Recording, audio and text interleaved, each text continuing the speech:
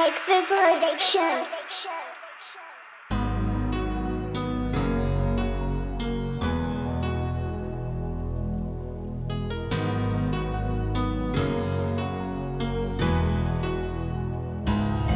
Amboninao izy nefa tsy ambany zay anao ataovy an-tsaina simba tadidio.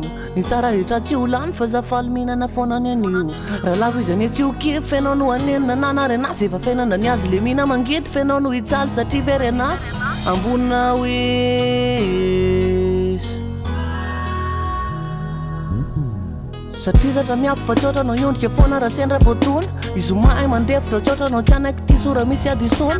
Ny tanjona ny azy tsy raha ifa nianakatra azy foana azy an-teny. Fijaliana tsy ho mandrak'isay dia zay miangeo rehetra ko te hifaly. Misampana maro ny lalana fizy mahay misafidy ny ale. Manantena foana fiadanana tsy olana ianao na izao dia andeha. Ifaliny zay rehetra mitranga tsy ambaninao izy tsy ho latsa-danja. Ny drafitra ho atsainy tsy ho voalanja. Amboninao izy Amboninao izy Amboninao izy Amboninao izy le mitsaly mitsy aza miteny satria izy tsy ohatranao fa misy tanjona. Ianao le nandao ifaliny no anjarany koa efa sasatra miambina azy. Tsy anaky izy fa mahereza mitsindry efa azo atao. Efa ny afizy fa mahereza amizay rehetra atao. Tsy ataony ampahoriny anaty nao nge raha izy mety ho raray.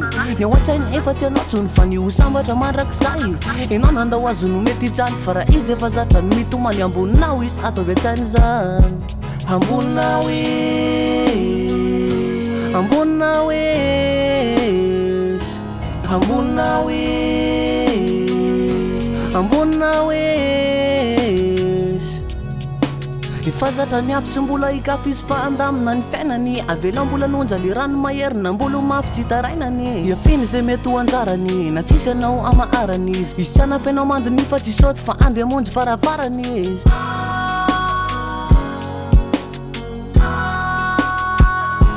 Amboninao izy Amboninao izy Amboninao izy Amboninao izy